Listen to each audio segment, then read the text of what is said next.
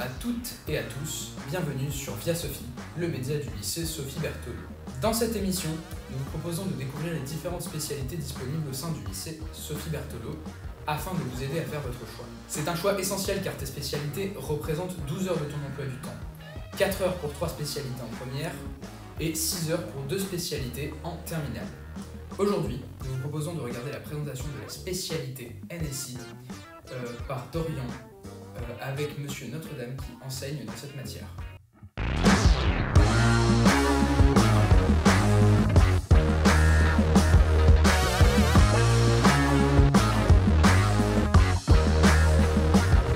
Bonjour à tous, bienvenue sur Via Sophie. Je suis en compagnie de Nicolas Notre-Dame, professeur en NSI. Il est là pour nous présenter la spécialité NSI. Alors j'aimerais vous poser cette première question. À quoi sert la spécialité NSI ? Dans le sens, qu'est-ce qu'on y voit ? Alors la spécialité NSI, donc NSI c'est pour numérique et sciences de l'informatique, et donc c'est une spécialité où on voit un peu tous les domaines de l'informatique qui existent, donc c'est-à-dire on va faire aussi bien de la programmation que de la gestion de bases de données, que du web design, que de la configuration de réseau, d'adresse IP, de la maintenance de réseau, etc. Quels sont les différents aspects de la NSI, notamment dans son sens pluridisciplinaire ? Comme j'ai dit, donc dans le sens pluridisciplinaire, on recommande souvent de prendre la spécialité maths avec, mais il n'y a pas vraiment de mathématiques au sens où de calcul. Il y a un peu de calcul, mais c'est plus dans la logique mathématique, dans la logique de construire un programme, etc., où les maths vont être importants. Sinon, dans le sens pluridisciplinaire, je pense que ça s'arrête un peu là, parce que c'est une spécialité qui est un peu à part dans son coin, en fait. Quel est le programme quels sont les différents thèmes que vont aborder les élèves en spécialité NSI ? On fait donc les différents aspects de l'informatique. Donc, on fait beaucoup de programmation donc, avec le langage Python, mais c'est pas le seul langage qui existe, mais c'est celui qui est au programme de NSI. Ensuite, on voit la configuration de réseau, donc comment configurer un réseau avec des adresses IP, etc., comment tout relier des machines entre elles pour qu'elles puissent communiquer. Et puis la gestion de base de données, donc comment construire une base de données, la maintenir, y insérer des choses, y enlever des choses, la maintenir, donc l'entretenir. Et puis on voit aussi, un peu comme en SMT en seconde, on voit le web design, donc comment bâtir et faire des pages web. Comment est découpé un thème ? En général, donc pour quasiment tous, il y a une petite partie de cours théoriques. Et ensuite, pour tous les thèmes, la plus grosse partie du travail, c'est de la pratique, en fait. Donc des exercices. Donc il y a une présentation des concepts au début d'un thème. Et ensuite, pour le reste du thème, c'est des exercices et des exercices, parce que l'informatique, c'est une matière qui demande beaucoup de pratique. Et en fait, la partie théorique, elle sert pour la présentation, mais l'essentiel se fait par la pratique. Comment s'organise l'épreuve du bac ? Alors, l'épreuve du bac en NSI, il y a un écrit et une épreuve pratique.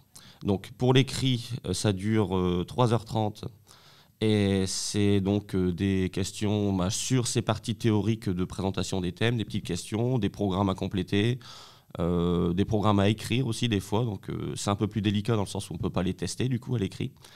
Et pour la partie pratique, c'est 2 exercices de programmation en Python. Un exercice où il faut faire un programme complet. On a une consigne, il faut faire un programme complet en Python. Et un deuxième exercice en général où il y a un programme un peu plus complexe, mais du coup on a un code à trous à compléter.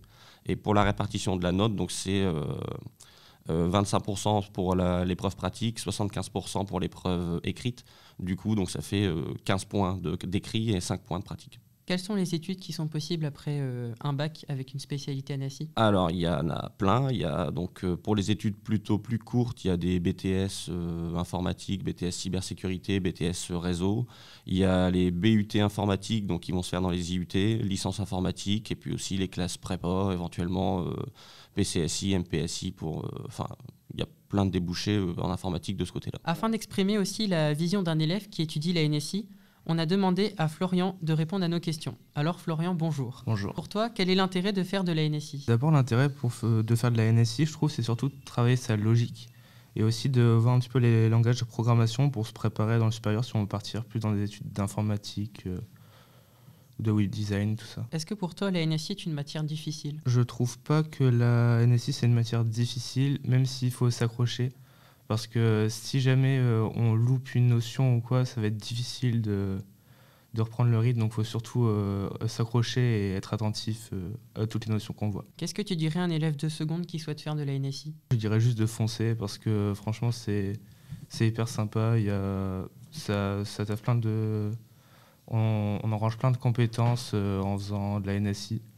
Et juste si on aime l'informatique, si on aime programmer, si on aime faire du codage web, franchement, il faut foncer. Pour conclure, est-ce que vous pourriez chacun me résumer en 2 phrases la spécialité NSI ? Je dirais juste que c'est une spécialité qui travaille surtout la logique et la programmation en Python, du coup, surtout.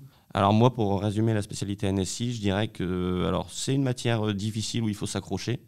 Parce que, comme dit Florian, si on rate des notions, vu que toutes les notions se bâtissent sur les autres, on a vite fait de rater un pas. Mais que par contre, quand on s'accroche, c'est une matière qui est aussi gratifiante. Merci à vous d'avoir répondu à nos questions. Merci également aux techniciens et techniciennes de Via Sophie, Agathe, Louane et Gaël, d'avoir permis d'assurer la réalisation de cette émission. Merci à l'administration du lycée Sophie Berthelot de Calais de nous permettre de réaliser ces émissions. Nous vous donnons rendez-vous la semaine prochaine pour un épisode consacré à la présentation de la spécialité latin par Agathe.